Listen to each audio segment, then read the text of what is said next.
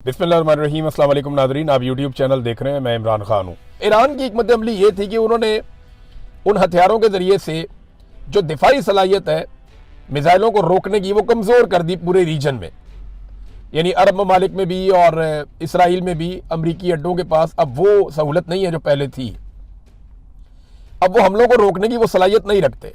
ये बात अमरीकी दिफाई तज्ज़ियाकार भी मान रहे हैं। ईरान के बेहतरीन हथियार बाकी हैं और उनको रोकने का जो इंतज़ाम था वो ख़त्म हो गया। जो बैरियर्स थे ना इसराइल तक जाने के लिए, बैरियर्स अगर मैं आपको बताऊं तो सिंपल ये है कि रास्ते में रुकावटें थी ना, 4-5 मुल्कों को क्रॉस करके, समंदर को क्रॉस करके फिर जाके इसराइल आता है जिसमें ईरानी मिसाइल या ड्रोन हिट करता है।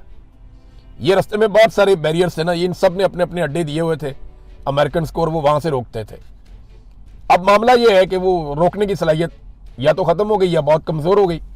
तो इम्कानात बढ़ गए हैं कि ईरान के हथियार या मिसाइल या ड्रोन्स वो आसानी के साथ इसराइल को हदफ बनाए, और अब ये हो रहा है। जो इंडियन सहाफ़ी वहां से आए उन्होंने बताया कि जनाब ये तो मार रहे हैं इसराइलियों को, और इसराइल किसी किस्म की कवरेज नहीं करने दे रहा, वो सजाएं दे रहे हैं, तो 5 साल के लिए जेल में डालेंगे। अगर किसी ने इसराइल में तबाही दिखाई तो नेतन्याहू तबाही को रोक नहीं पा रहा, लेकिन तबाही के मनाजर को रोकने की कोशिश कर रहा है।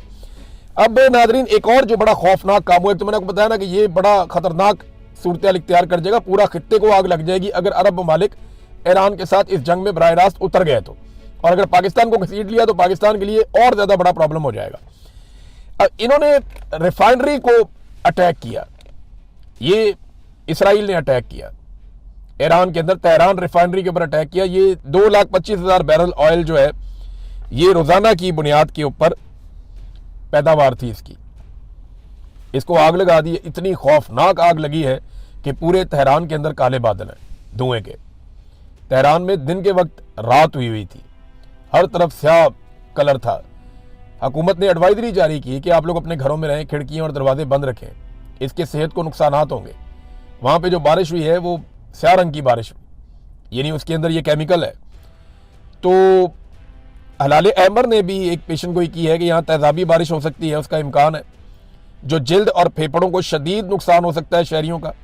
बारिश का पानी काला है तो बीमारियां बहुत फैल सकती हैं। तो एडवाइजरी जारी की गई है जो इसराइल ने किया ईरान में, और ये आग के ऊपर अभी तक प्रॉपर काबू नहीं पाया जा सका, वो नुकसानात अभी भी हो रहे हैं। दूसरी जानिब जब ये इसराइल ने किया ईरान में, तो ईरान ने उसकी रिटेलिएशन में हीफा में, जो इसराइली शहर है, वहां पे जो इसराइल की एक रिफाइनरी है उसको निशाना बना दिया। अब ये रिफाइनरी भी 2 लाख बैरल रोजाना इनकी पैदावार है, वहां पे उन्होंने निशाना बनाया, वहां से भी धुएं के बादल और आग उठ रही है। लेकिन देखिए इसराइल बड़ा जदीद मुल्क है, उसने बड़ा जबरदस्त निज़ाम बनाया हुआ है। आप उसकी किसी भी चीज़ को तबाही करते हैं तो वो डैमेज कंट्रोल बहुत तेज़ी से करते हैं। अब ईरान में इतने खौफनाक हमले हो रहे हैं, डैमेज कंट्रोल तो दूर की बात है, उनकी स्ट्रेटजी सिर्फ अटैक की है कि बस हमला करते जाओ, हमला करते जाओ, और किसी भी तरह करके दुश्मन को अंगेज रखो हमलों के ज़रिए से, तो वो हमलों के ज़रिए से कंट्रोल करते हैं। अच्छा, एक चीज़ मैं आपको इसमें और बताता हूँ, ये अरब ममालिक ने ना कोई डाटा शेयरिंग की है अमेरिका के साथ, इनकी अपनी इंटेलिजेंस रिपोर्टें भी हैं अरब ममालिक की। तो अमेरिकन को वो वक्तन फ़वक्तन, क्योंकि उनकी अलाई है, उनके इत्तेहादी हैं, तो उनके साथ शेयर करते हैं चीज़ें। तो चंद चीज़ें ऐसी हैं जो अब अरब ममालिक के अंदर खदशात बढ़ गए हैं। नंबर 1 ये है कि अमरीकी अहदेदारों ने जो बार बार ये कहा ना कि ये एक मजहबी जंग है या इस्लाम के खिलाफ जंग है, उस पर ना आवाम के अंदर रद्दमल बड़ा ऑब्वियस है, वो पैदा होगा। नंबर 2, अगर ये जंग बड़ी लंबी चल जाती है ना, तो इससे मईशत को वो डबो देगी, बड़ा नुकसान मईशत का भी हो जाएगा। अवाम में राय बन रही है कि अमरीकी बेसिस, ये अरब अवाम के अंदर ये राय बन रही है, अरब अवाम ये सोचना शुरू हो गए हैं कि जो अमेरिका की बेसिस हैं उनका हमें फ़ायदा नहीं है, उनका हमें नुकसान है, वो हमें तहफ़्फ़ुज़ नहीं दे रही बल्कि हमारे लिए वो ख़तरा बन रही हैं। और एक और चीज़ जो होने जा रही है, ये अभी बहरीन से ये अटैक हुआ था, गालिबन इसराइल ने ये अटैक किया है।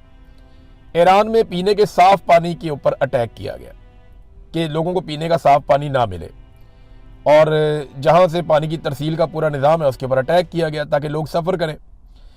दूसरी जानिब बहरीन में भी रद्दअमल यही आया, और ईरान ने भी एक इंफ्रास्ट्रक्चर है पानी को साफ़ करने का प्लांट, उसको निशाना बना दिया। अभी ये इतलात कन्फर्म नहीं हुई, नेक्स्ट वीलॉग जब मैं कर रहा हूँ तब तक कन्फर्म हो जाएंगी। लेकिन देखें, अगर ईरान पीने के साफ़ पानी का जो निज़ाम है उसी को छेड़ देता है गल्फ़ कंट्रीज़ में, तो किसी तेल के कुएं को छेड़ने की ज़रूरत नहीं है। ये वो फैसिलिटीज़ हैं जिनको नुकसान पहुंचाया है तो उनकी आवाम सड़कों पे आ जाएगी। और अरब स्प्रिंग का तो हमने नाम सुना था ना, जो स्पॉन्सर्ड किस्म का था, ये असली वाला आ जाएगा तो बड़ी मुसीबत बन जाएगी। तो पीने के साफ पानी का इन्हिसार जो है इन ममालिक का प्लांट्स के ऊपर है। यहाँ पे उस तरह से फैसिलिटी नहीं है ना जैसे पाकिस्तान में है, इंडिया में है, बाकी मुल्कों में है। ये अरब ममालिक में पीने का साफ पानी अवेलेबल नहीं है और इनकी पानी की खपत भी बहुत ज़्यादा है, बहुत ज़्यादा पानी इस्तेमाल करते हैं ये लोग, लग्जरी लाइफ गुजारते हैं। अगर ये ईरान ने इन प्लांट्स को निशाना बनाया, जो कि एक चाइनीज़ तजियाकार कह रहा था कि एक मरहले में जाके ईरान को ये करना पड़ सकता है, तो फिर ये एक बड़ी मुसीबत खड़ी हो जाएगी। चीनी दिफाई माहिरीन जो है वो बहुत हैरान भी हैं और वो तजिए भी दे रहे हैं लगातार कि देखें ना, चाइनीज़ दिफाई माहिर है तो सबसे पहले तो वो चीन के हथियारों को जानता है ना। वो ये जानता है कि चाइना के पास कौन से हथियार हैं, चाइना ने कब कब बनाए हैं, चाइना दिफा कैसे करेगा, अटैक कैसे करेगा, जहाज़ कौन से हैं, एयर डिफेंस कौन सा है, सस्ता कौन सा है, महंगा कौन सा है, ड्रोन कौन से हैं, हिकमत अमली जंगी क्या हो सकती है। चाइना के पास दुनिया की सबसे बड़ी फौज है तादाद के नुक्ता नज़र से। अब हथियार भी बहुत है उनके पास। वो एक्सपोर्ट्स में और बाकी चीज़ों में अमेरिका से आगे निकलते जा रहे हैं। पूरी दुनिया में उनके कारोबार का फैलाव भी ज़्यादा है। अब जो चाइना के दिफाई तजियाकार हैं वो अमेरिका की बेइज्जती कर रहे हैं।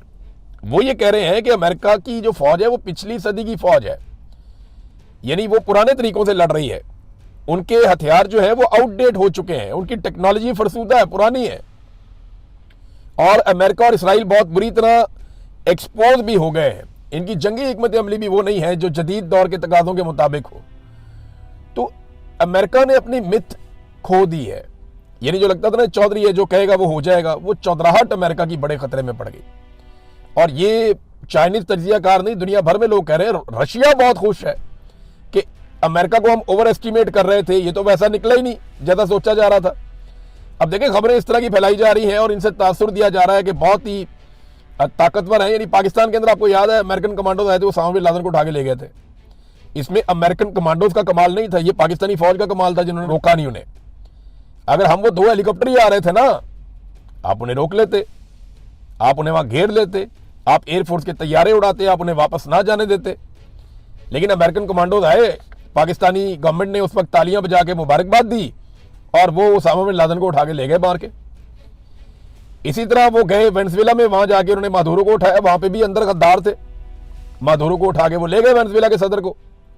तो अमेरिका का कॉन्फिडेंस बड़ा बड़ा हुआ था क्योंकि वो एक फिक्स मैच खेल रहा था, नूरा कुश्ती कर रहा था, जैसे WWF में होती है ना, झूठी मूठी मारते हैं एक दूसरे को। तो अमेरिका की मौजें लगी हुई थी, दुनिया में उसकी चौधराहट कायम थी।